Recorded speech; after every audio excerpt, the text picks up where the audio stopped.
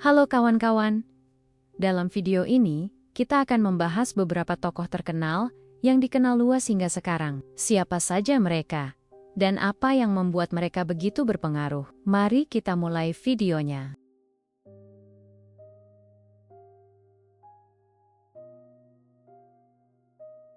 Bayangkan kita kembali ke awal abad ke-19, tepatnya tahun 1808, di sebuah kota yang penuh seni dan sejarah, Florence, Italia. Kota ini terkenal sebagai pusat kebangkitan seni, tempat lahirnya banyak pemikir, pelukis, dan pemahat hebat. Disinilah seorang bayi laki-laki kecil, lahir pada tanggal 13 April 1812, dan ia diberi nama Antonio Meucci. Seperti banyak keluarga lain di Florence, keluarga Meucci hidup sederhana. Ayahnya bekerja sebagai pegawai pemerintahan kecil, sedangkan ibunya mengurus rumah tangga. Mereka bukan keluarga kaya, tapi Antonio tumbuh dengan rasa ingin tahu yang besar. Ia sering bertanya tentang bagaimana sesuatu bisa bekerja, mulai dari jam dinding, peralatan dapur, hingga suara lonceng gereja yang menggema di kota. Sejak kecil, Antonio sudah menunjukkan tanda-tanda anak yang berbeda. Ketika anak-anak lain senang bermain di luar rumah, Antonio lebih sering membongkar barang-barang sederhana. Ia penasaran dengan cara kerja setiap benda. Misalnya, ia pernah membongkar mainan hanya untuk melihat mekanismenya, lalu berusaha menyusunnya kembali. Saat masuk sekolah, Antonio awalnya diarahkan untuk belajar seni. Ia memang pandai menggambar, dan keluarganya berpikir ia mungkin bisa menjadi seniman seperti banyak orang Florence lainnya. Karena itu, ia masuk ke Accademia di Belle Arti di Firenze, sebuah sekolah seni bergengsi. Namun ternyata, hatinya tidak sepenuhnya tertarik pada seni rupa. Di ruang kelas, Antonio lebih sering memperhatikan pelajaran yang berhubungan dengan mekanika dan fisika. Saat gurunya menjelaskan tentang cahaya, listrik, atau getaran suara, Antonio merasa matanya berbinar-binar. Ia mulai berpikir bahwa dunia di sekitarnya penuh dengan rahasia yang bisa dipahami lewat ilmu pengetahuan. Bahkan, ada cerita bahwa ia sering membuat eksperimen kecil-kecilan di rumah. Salah satunya adalah mencoba menyalurkan suara melalui bahan-bahan sederhana, meskipun alat yang ia punya terbatas.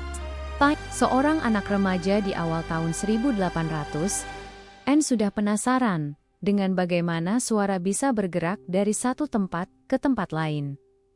Namun, perjalanan hidup Antonio tidak selalu mudah. Ekonomi keluarganya pas-pasan, sehingga ia tidak bisa bebas bereksperimen dengan peralatan canggih. Ia harus kreatif menggunakan barang-barang seadanya, tapi justru dari keterbatasan itulah muncul daya cipta dan ketekunannya.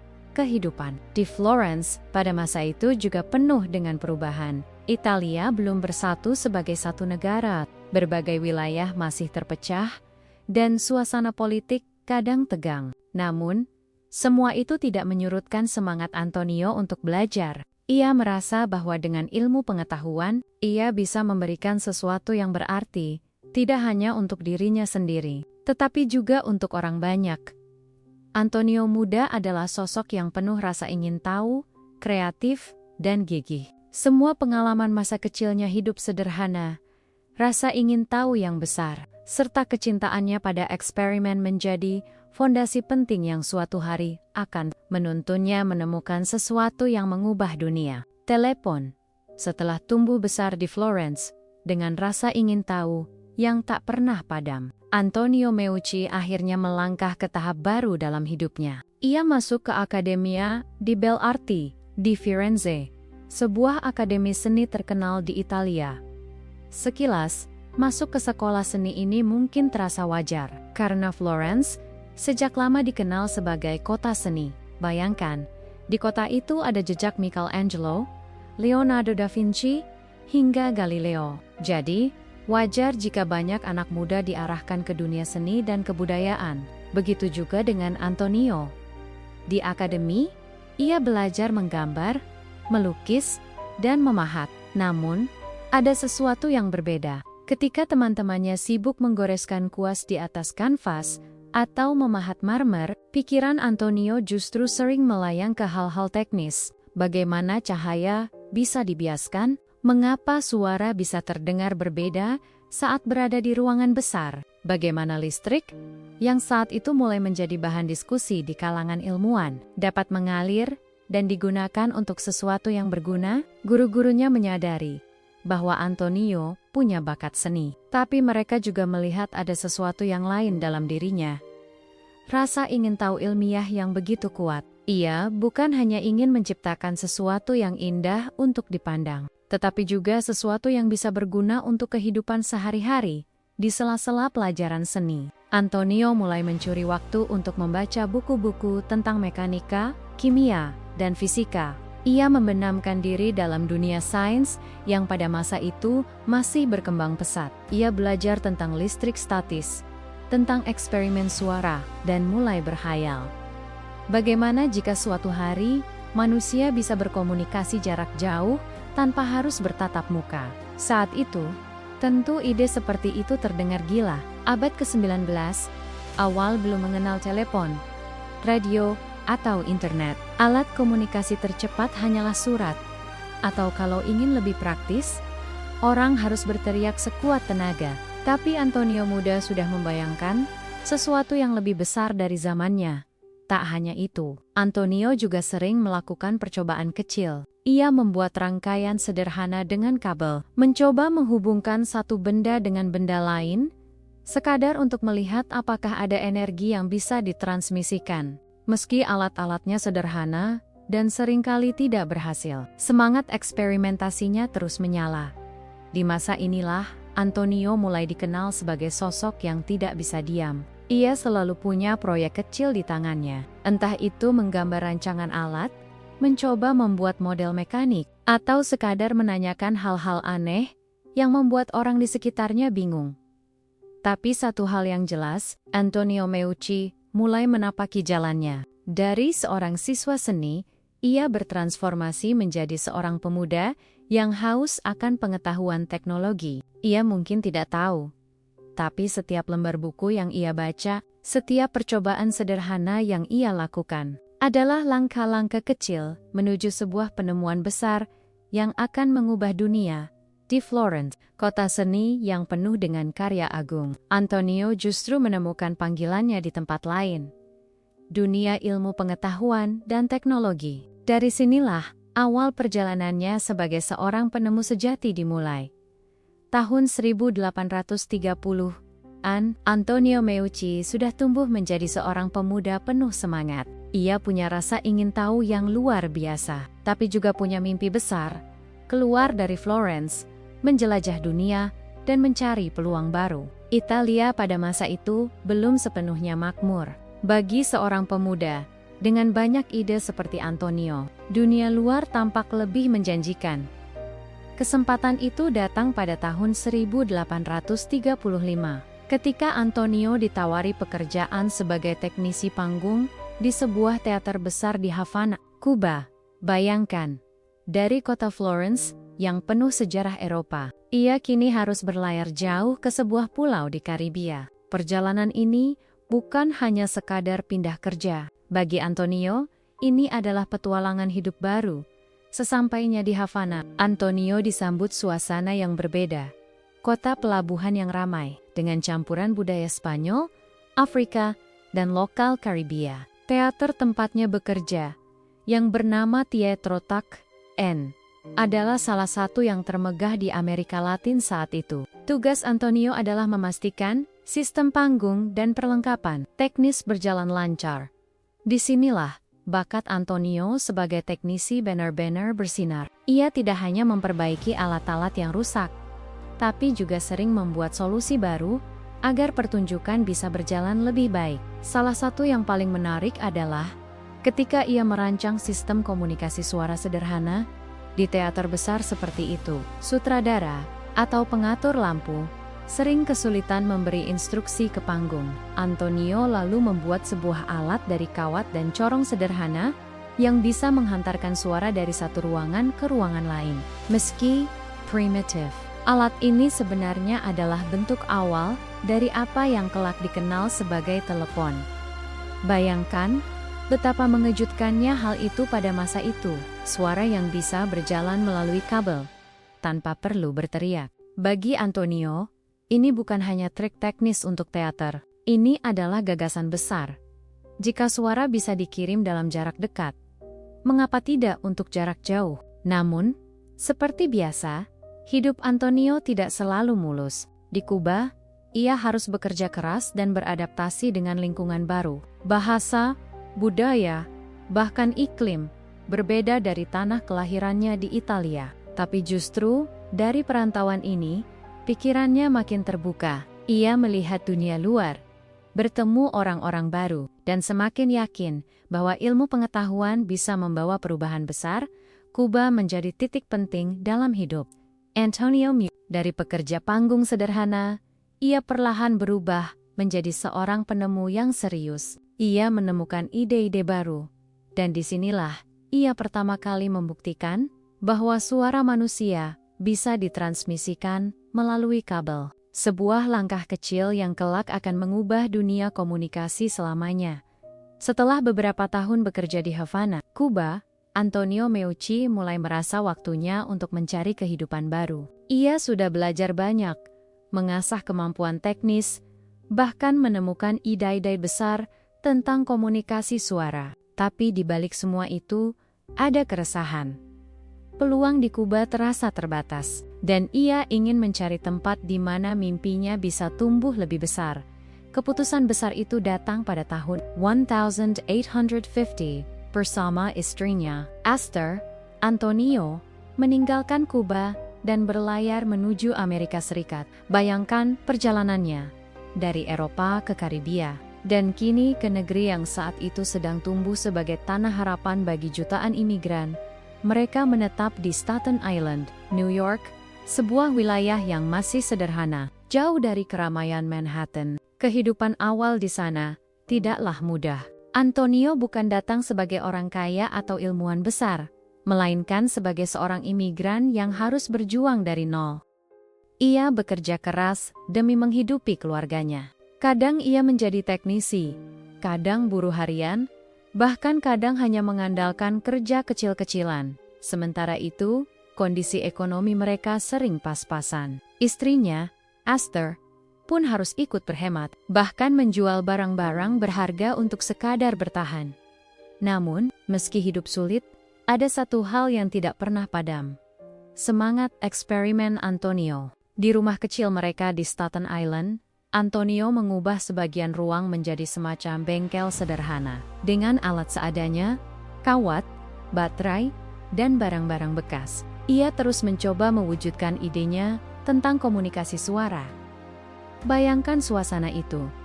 Rumah sederhana, penuh dengan kabel, corong, dan catatan-catatan rancangan. Di tengah keterbatasan, Antonio tetap tekun melakukan uji coba.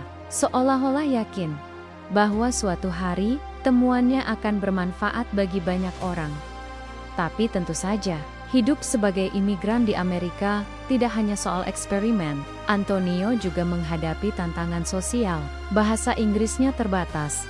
Ia harus beradaptasi dengan lingkungan baru, dan seringkali merasa terpinggirkan karena statusnya sebagai imigran miskin dari Italia. Namun, justru pengalaman inilah yang membentuk karakternya.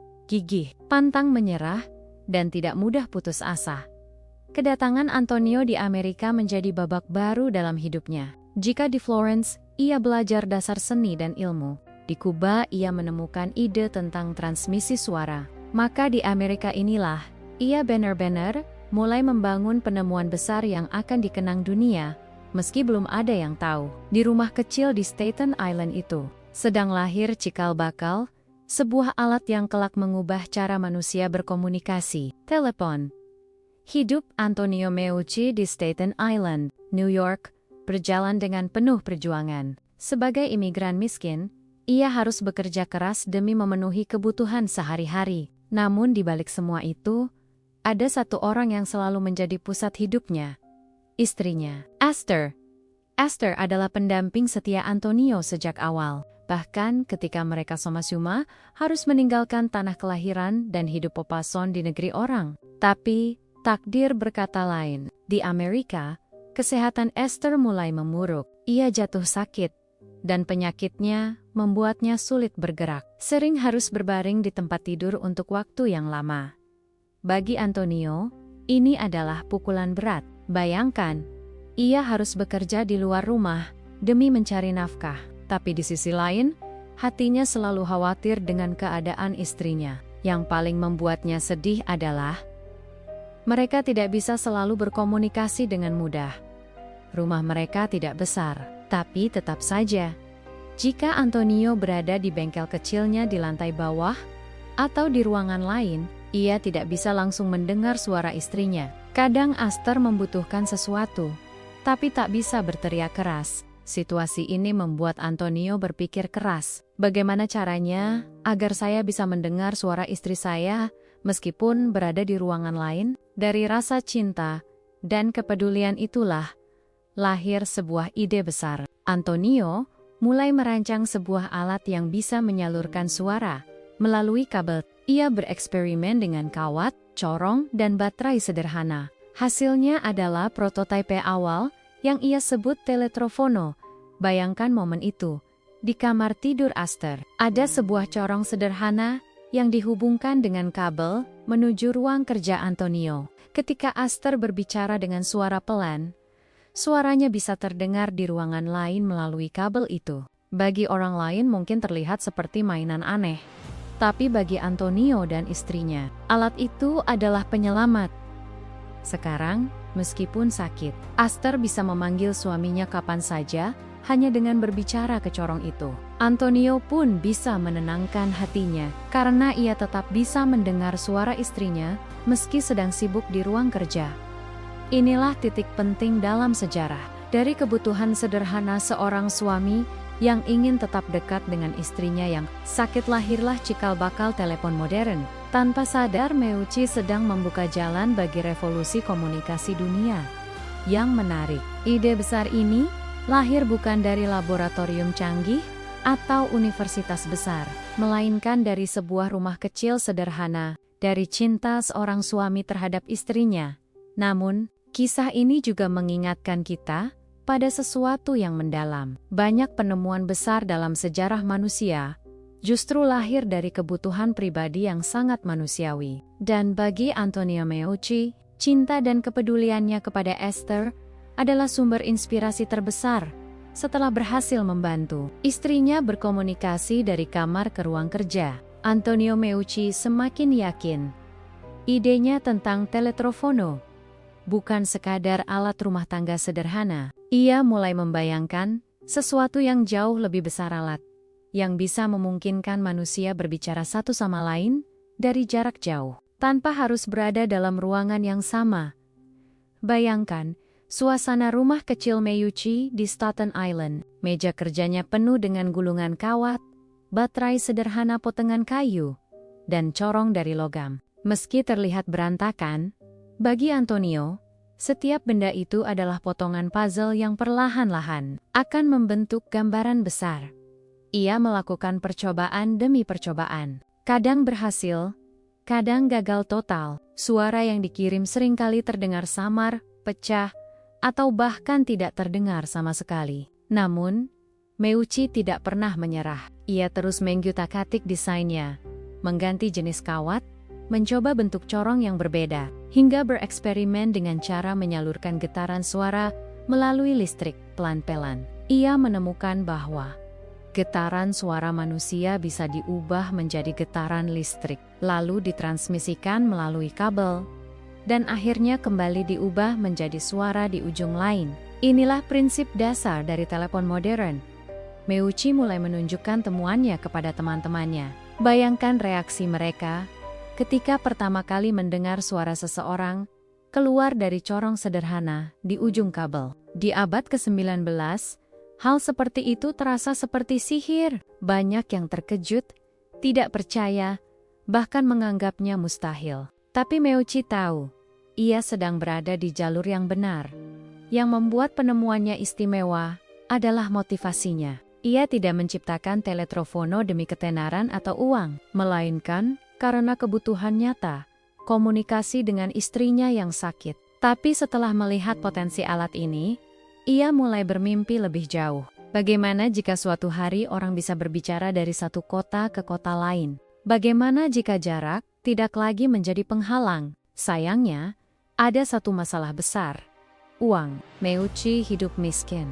Bahan-bahan untuk eksperimen sering ia beli dengan mengorbankan kebutuhan lain. Kadang ia harus menjual barang-barang rumah tangga hanya untuk membeli kawat atau baterai. Meski begitu, semangatnya tidak pernah padam. Eksperimen-eksperimen ini menandai lahirnya telepon versi paling awal, jauh sebelum nama Alexander Graham Bell muncul di panggung sejarah. Di sebuah rumah sederhana, dengan peralatan seadanya, Antonio Meucci membuktikan bahwa suara manusia bisa menempuh perjalanan lewat kabel. Meski dunia belum tahu, saat itu, sejarah komunikasi baru saja berubah selamanya. Semakin jauh, Antonio Meucci melangkah dengan penemuannya. Semakin besar pula tantangan yang ia hadapi. Ia tahu betul bahwa teletrofono, alat yang ia ciptakan untuk menyalurkan suara melalui kabel, bisa menjadi sesuatu yang sangat berharga bagi dunia. Tetapi di balik semua semangat itu, ada satu masalah yang terus menghantui. Uang. Meucci dan istrinya hidup dalam kondisi yang serba pas-pasan di Staten Island. Penghasilan Antonio dari pekerjaan serabutan tidak seberapa. Sementara itu, biaya eksperimen terus menggerogoti isi kantong. Kawat, baterai, dan komponen kecil yang ia butuhkan bukanlah barang murah. Seringkali, untuk membeli satu bahan, ia harus mengorbankan kebutuhan rumah tangga. Bahkan, ada cerita menyedihkan ketika istrinya, Esther, terpaksa menjual beberapa barang rumah mereka untuk membiayai eksperimen Antonio. Namun, tantangan finansial tidak berhenti di situ. Untuk melindungi penemuannya, Antonio tahu ia perlu mendaftarkan paten. Di Amerika Serikat, paten adalah dokumen hukum penting agar orang lain tidak bisa mengklaim temuannya. Sayangnya, biaya untuk mengajukan paten penuh sangat mahal bagi orang miskin seperti dirinya. Pada tahun 1871, Antonio hanya mampu membayar paten sementara atau yang disebut caveat. Dokumen ini berlaku selama 1 tahun dan harus diperpanjang setiap tahun dengan biaya tertentu. Dengan caveat itu, idenya memang tercatat, tapi perlindungan hukumnya sangat terbatas. Bagi Meucci, itu lebih baik daripada tidak sama sekali. Masalahnya, karena kondisi keuangan semakin sulit, Meucci tidak mampu lagi memperpanjang caveat di tahun-tahun berikutnya. Dengan kata lain, pintu perlindungan hukum atas temuannya perlahan-lahan hilang. Saat itulah, risiko besar muncul. Penemuannya bisa diambil atau diklaim oleh orang lain yang lebih beruntung secara finansial. Bayangkan, bagaimana perasaan Antonio. Ia tahu, ia sedang menggenggam sesuatu yang bisa mengubah dunia. Ia tahu, alatnya bisa menghubungkan manusia tanpa batas jarak. Tapi ia juga tahu, tanpa uang untuk melanjutkan perlindungan hukum, semua itu bisa hilang begitu saja dari tangannya. Di satu sisi, ia tetap bersemangat melakukan eksperimen. Di sisi lain, ia harus berhadapan dengan kenyataan pahit.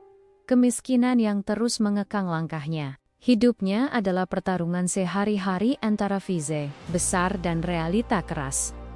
Kesulitan keuangan ini bukan hanya menghambat penemuannya, tetapi juga menjadi titik lemah yang kelak dimanfaatkan oleh orang lain. Karena di dunia nyata, penemuan besar tidak hanya ditentukan oleh kecerdasan sang penemu, tetapi juga oleh kekuatan finansial, jaringan sosial, dan perlindungan hukum.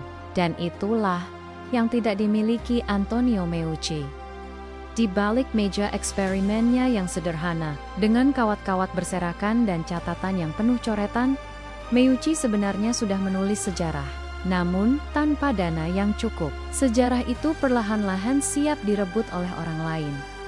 Ketika Antonio Meucci berjuang keras mempertahankan hidupnya di Staten Island, dengan uang yang papasan dan kondisi istrinya yang sakit, dunia sains terus bergerak. Di Tempest Lane, muncul seorang pemuda berbakat bernama Alexander Graham Bell.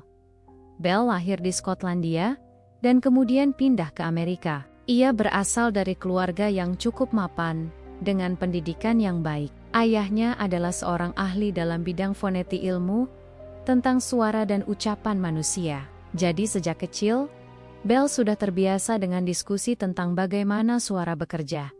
Saat itu, Bell tertarik untuk mengembangkan teknologi komunikasi, terutama yang berkaitan dengan suara. Ia memiliki akses pada laboratorium, dukungan finansial, dan koneksi yang kuat dengan dunia akademis maupun bisnis. Semua hal yang tidak dimiliki Antonio Meucci, dan kemudian, tahun 1876 menjadi titik balik sejarah.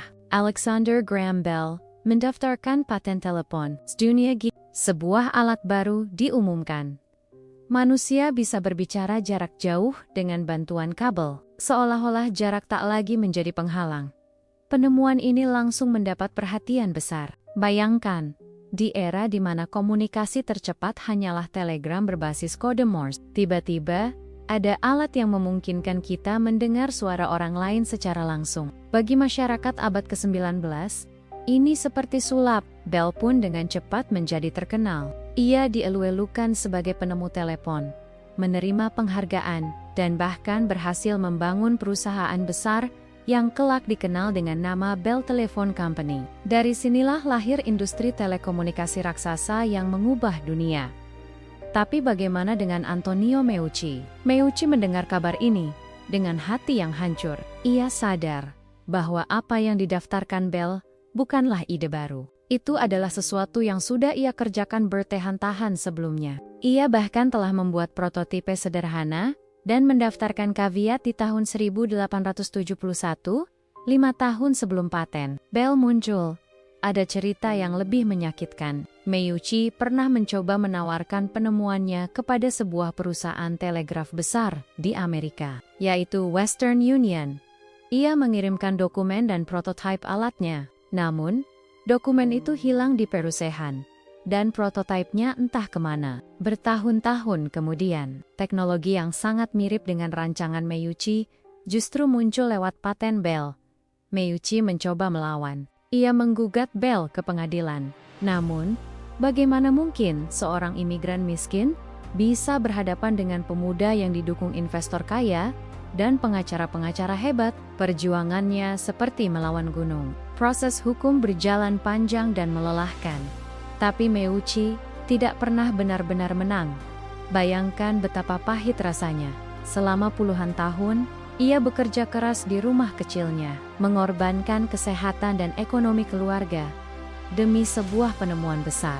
Tetapi ketika dunia akhirnya siap menerima alat itu, nama orang lainlah yang tercatat sebagai penemu. Kisah Antonio Meucci dan Alexander Graham Bell ini memperlihatkan satu kenyataan keras dalam sejarah. Penemu jenius saja tidak cukup, dibutuhkan dukungan, dana, dan kekuatan hukum agar sebuah ide bisa benar-benar diakui dunia. Bagi dunia, Bell adalah pahlawan komunikasi, tapi bagi Meucci, Bell adalah sosok yang merebut mimpinya. Antonio Meucci meninggal pada tahun 1889 dalam keadaan miskin dan nyaris terlupakan. Namanya tidak masuk dalam buku sejarah resmi saat itu. Dunia lebih mengenal Alexander Graham Bell sebagai sang penemu telepon. Meucci, sang imigran Italia dengan mimpi besar, seolah hanya menjadi catatan kaki yang perlahan-lahan memudar. Tetapi kebenaran, sekeras apapun ditutupi, biasanya akan menemukan jalannya. Bertahun-tahun setelah kematian Meucci, para sejarawan dan peneliti mulai menggali dokumen-dokumen lama. Mereka menemukan catatan eksperimen, rancangan, bahkan dokumen caveat yang pernah diajukan Meucci pada tahun 1871, 5 tahun sebelum Bell menerima patennya. Fakta ini mulai membuka mata banyak orang. Meucci memang sudah menemukan telepon terlebih dahulu. Namun, pengakuan itu tidak datang begitu saja. Selama beberapa dekade, nama Bell sudah terlalu besar. Perusahaannya berkembang menjadi raksasa telekomunikasi. Sulit bagi dunia untuk tiba-tiba mengubah narasi sejarah. Meucci tetap dianggap sekadar penemu kecil yang idenya tidak pernah benar-benar berkembang, tapi perlahan. Cerita tentang ketidakadilan yang menimpa Meucci menyebar, terutama di komunitas Italia Amerika. Bagi mereka, Meucci adalah simbol dari seorang imigran miskin yang jenius, tetapi kalah oleh sistem yang hanya berpihak pada orang kaya dan berkuasa. Tekanan demi tekanan muncul agar pemerintah Amerika mengakui kontribusi Meucci. Akhirnya, setelah lebih dari 1 abad, pada tahun 2002, sebuah keputusan bersejarah dibuat. Congress Amerika Serikat secara resmi mengeluarkan resolusi yang mengakui bahwa Antonio Meucci adalah penemu telepon yang sebenarnya. Resolusi ini juga menegaskan bahwa Meucci memang telah mendemonstrasikan alat komunikasi suaranya jauh sebelum Bell. Bayangkan momen itu. Seandainya Antonio masih hidup, ia mungkin akan menitikan air mata. Nama yang dulu terkubur dalam kemiskinan, kini akhirnya terangkat kembali ke panggung sejarah dunia. Sayangnya, pengakuan itu datang terlambat lebih dari 100 tahun setelah ia wafat. Namun, seperti kata pepatah, lebih baik terlambat daripada tidak sama sekali. Kini, banyak orang di seluruh dunia tahu bahwa telepon bukan hanya kisah Alexander Graham Bell. Ada seorang pria sederhana dari Florence, Italia, yang dengan cinta kepada istrinya dan ketekunan tanpa henti, telah menyalakan api pertama dari revolusi komunikasi. Antonio Meucci. Pengakuan ini bukan hanya soal siapa yang pertama kali menemukan telepon. Lebih dari itu, ini adalah pengingat bahwa di balik setiap penemuan besar, ada kisah perjuangan manusia, ada pengorbanan, ada penderitaan, dan kadang ada ketidakadilan. Dan pada akhirnya, kebenaran menemukan jalannya. Meski membutuhkan waktu yang sangat panjang, hari ini, ketika kita mengangkat telepon genggam di saku, atau bahkan sekadar menekan tombol untuk melakukan panggilan video lintas benua, mungkin jarang ada yang teringat pada nama Antonio Meucci. Tapi jika kita menelusuri sejarah lebih dalam, kita akan menemukan bahwa jejak hidup pria sederhana dari Florence ini meninggalkan warisan besar bagi dunia. Meucci bukanlah ilmuwan kaya dengan laboratorium megah. Ia bukan profesor di universitas ternama. Juga bukan pengusaha sukses yang punya jaringan investor kuat. Ia hanyalah seorang imigran miskin, tinggal di rumah sederhana di Staten Island, bekerja serabutan demi menghidupi keluarganya. Namun, dari ruang kecil yang penuh dengan kawat, corong, dan catatan-catatan eksperimen, lahirlah ide yang mengubah dunia. Teletelefono cikal bakal telepon modern, warisan terbesar. Meucci bukan sekadar alat yang ia ciptakan, tapi semangatnya. Ia membuktikan bahwa penemuan besar bisa lahir dari kebutuhan yang sangat manusiawi. Ia ingin tetap bisa berbicara dengan istrinya yang sakit. Dan dari cinta itu lahir teknologi komunikasi yang kini dipakai miliaran orang di seluruh dunia. Kisahnya juga mengingatkan kita bahwa sejarah tidak selalu adil. Selama puluhan tahun, nama Antonio Meucci nyaris tenggelam di bawah bayang-bayang Alexander Graham Bell. Bell memang diingat sebagai penemu telepon, dengan segala kejayaan dan kekayaannya. Sementara Meucci meninggal miskin, tanpa sempat merasakan kebanggaan melihat penemuannya dikenal dunia. Namun, pengakuan yang akhirnya datang dari Kongres Amerika Serikat pada tahun 2002, membuat dunia kembali menoleh pada kisah hidupnya. Meski terlambat, setidaknya, sejarah akhirnya mencatat bahwa Antonio Meucci adalah bagian penting bahkan yang pertama dalam lahirnya teknologi telepon. Warisan sejarah Meucci adalah pengingat bagi kita semua, bahwa kecerdasan tidak mengenal status sosial. Bahwa penemuan besar bisa datang dari ruang kerja kecil, bukan hanya laboratorium mewah. Dan bahwa ketekunan, rasa ingin tahu, serta cinta bisa melahirkan sesuatu yang melampaui zaman hari ini. Nama Antonio Meucci mungkin tidak sepopuler Bell, tapi bagi mereka yang mengenal sejarah, ia adalah pionir sejati komunikasi modern. Setiap kali kita mendengar suara orang terkasih melalui telepon, Dari jarak ribuan kilometer, kita sebenarnya sedang merasakan buah dari mimpi seorang pria sederhana dari Florence yang tidak pernah menyerah pada keterbatasan. Antonio Meucci telah tiada, tetapi warisannya hidup selamanya di setiap sambungan telepon, di setiap suara yang menembus jarak, dan di setiap detik komunikasi yang mempersatukan dunia.